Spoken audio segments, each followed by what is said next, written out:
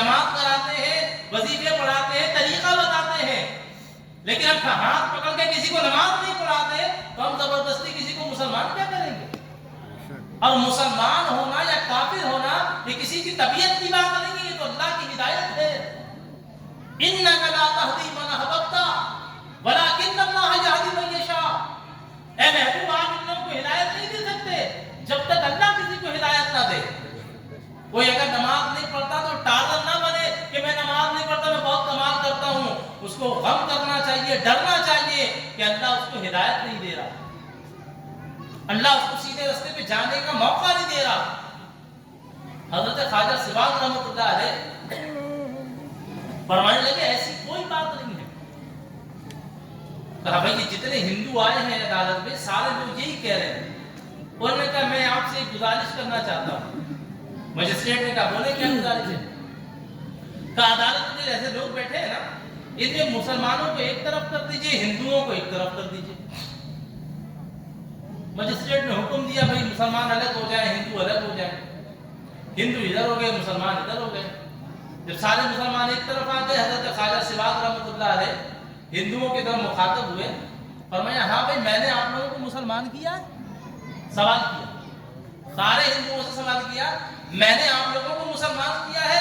وہ سارے لوگ پڑھنے لگے لا الہ الا اللہ محمد رسول اللہ۔ سارے لوگ مسلمانوں کے کلمہ پڑھ کے۔ مجسٹریٹ نے دیکھا، وہ بھی ہندو تھا، اس نے دیکھا کہیں ایسا نہ ہو کہ میری طرف بھی سوال کر دے، وہ اپنی کرسی چھوڑ کے بھاگ گئے۔ یہ اللہ والے لوگ ومن تبع ہدایا فلا خوف علیہم ولا هم یحزنون، جن کو اللہ تبارک و تعالیٰ نے اپنی طرف سے ہدایت کی پیروی کی توفیق بخشی، اور جنہوں نے اپنی زندگی کو، اپنے روح کو، جوارے کو، بدن کو، اپنے قلب کو اللہ کی عبادت کے لیے جھکا دیا، تو جب اللہ تبارک و تعالیٰ جل جلالہ عما نوالہ کے لیے انہوں نے اپنے سر کو جھکا دیا، تو اللہ نے ان کے آستانوں میں دنیا والوں کے سر کو جھکا دیا۔ وہ جب زندہ رہے تو بندگان خدا کے قلوب و اذہان کو اور سروں کو رب کعبہ کی بارگاہ میں جھکاتے رہے، اور جب وہ آج دنیا سے چلے گئے تو آج دنیا ان کے بارگاہ میں آ کے عقیدت سے اپنا سر خم کرتی ہے۔ مجھے ایک بات کی پریشانی تھی، میں سوچ رہا تھا دنیا بھر میں مزارات ہیں، ہر مزار پہ اتنا خرچ ہوتا ہے، اور عام دن میں آپ مزار شریف میں آئے تو مرکز کی حالت ویسی نہیں ہوتی۔ مرکز پہ آپ نظر کریں، جیسی حالت آج آپ کو ملے، ایک رمق، ایک چمک، ایک کشش، کسی بھی مزار پہ آپ چلے جائیں، عرس کے ایام میں جب آپ جائیں گے تو وہ کیفیت ملتی ہے۔ میں نے کہا کہ اتنا خرچہ، اتنا سارا کچھ کیوں ہوتا ہے؟ تو ایک حدیث شریف نظر آئی، اس میں مطلب یہ ہے کہ اللہ کے رسول صلی اللہ تعالیٰ علیہ وسلم ہر سال شہدائے احد کی قبروں پہ جایا کرتے تھے۔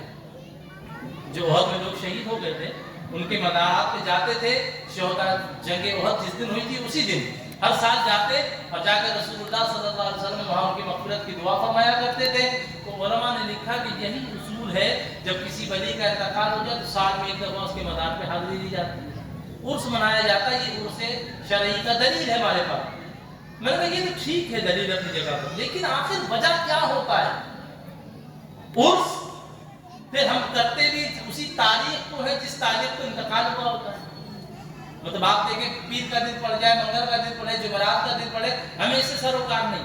اور پھر ماشاءاللہ آپ بزرگوں کے مزارات پہ جا کے دیکھیں تو پیر کا دن ہو، منگل کا دن ہو، بدھ کا دن ہو، عرس مبارکہ جس دن بھی ہو، اللہ تبارک و تعالیٰ کے بندے پہنچ بھی جاتے ہیں، اور برکتوں کا ماحول بھی ویسا ہی ہوتا ہے، اس میں کوئی کمی نہیں آتی۔ اس کے علاوہ دنیا میں جو لوگ ہیں جنہوں نے آخری اتوار مختم اپنے لیے منتخب کیا، مہینے کے آخری اتوار کو درس قرآن ہوگا، مہینے کے پہلے اتوار کو درس قرآن ہوگا، آخری ہفتے کو ہوگا، پوچھا یہ کیوں کیا آپ نے؟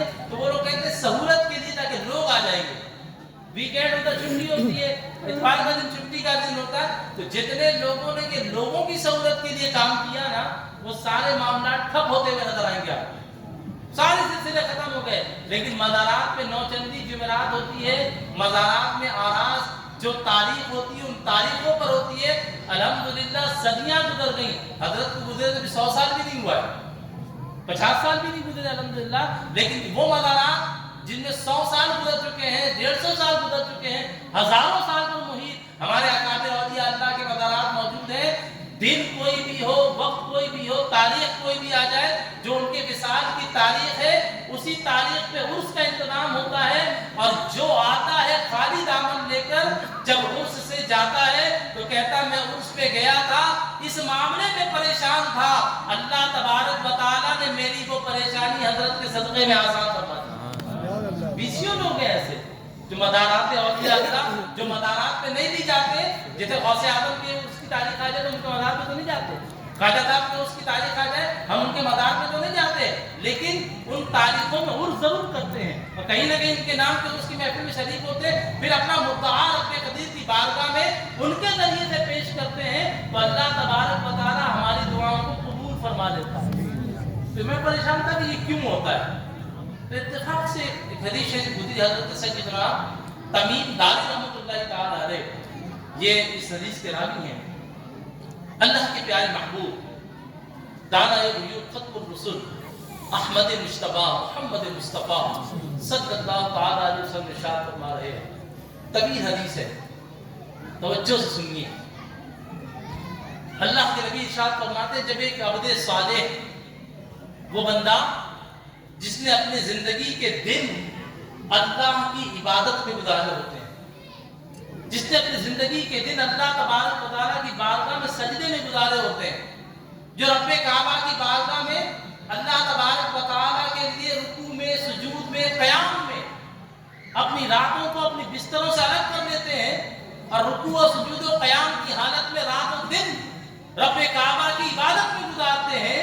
اللہ کے محبوب علیہ السلام فرماتے ہیں، جانتے ہو جب ایسے بندے کے رخصت کا وقت قریب آتا ہے اور جب اس کی رب کعبہ کی بارگاہ میں محبوبیت بڑھ جاتی ہے اور اللہ تبارک و تعالیٰ کو وہ اپنے انداز سے خوش کر چکا ہوتا ہے، اللہ تبارک و تعالیٰ کے بتائے ہوئے اوامر پر عمل کرتا ہے، نواہی سے رک جاتا ہے، امر بالمعروف نہی عن المنکر کی تلقین کائنات کے لوگوں کو کرتا ہے، اور اللہ رب العالمین کی بارگاہ میں، بارگاہ کے اندر مقام محبوبیت پر فائز ہو جاتا ہے، تو اللہ تبارک و تعالیٰ اسرائیل کو بلاتا ہے۔ 2 دفعہ بنی کی زندگی میں اللہ تبارک و تعالیٰ اسرائیل علیہ السلام کو بلاتا ہے، جبریل علیہ السلام کو بلاتا ہے۔ ایک پہلا موقع جب اس ولی کو مقام ولایت عطا ہوتی ہے تو اللہ تعالیٰ جبریل کو بلاتا ہے، قرآن پاک فرماتا ہے جبرائیل زمین پر نگاہ کرو، یہ بندے کو دیکھو۔ جبریل دیکھتے ہیں، اللہ تعالیٰ فرماتا ہے اے جبرائیل میں اس بندے سے محبت کرتا ہوں، تم بھی اس سے محبت کرو۔ جبریل علیہ السلام فرشتوں میں آتے ہیں، کہتے ہیں زمین پہ دیکھو، سارے فرشتے زمین پر دیکھتے ہیں، فرماتے ہیں دیکھو فلاں بندے کو دیکھ رہے ہو؟ کہا ہاں۔ کہا اللہ اس سے محبت کرتا ہے، میں اللہ کے لیے اس سے محبت کرتا ہوں، لہذا تم سارے فرشتے میرے نیچے ہو، لہذا تم میرے لیے اس بندے سے محبت کرنا شروع کرو۔ اب اللہ تبارک و تعالیٰ اور جبرائیل علیہ السلام کے ساتھ پورے فرشتے اس بندے سے محبت کرنا شروع کر دیتے ہیں، جس کو اللہ تعالیٰ اپنا ولی بنا لیتا ہے۔ دوسرا موقع یہ آتا ہے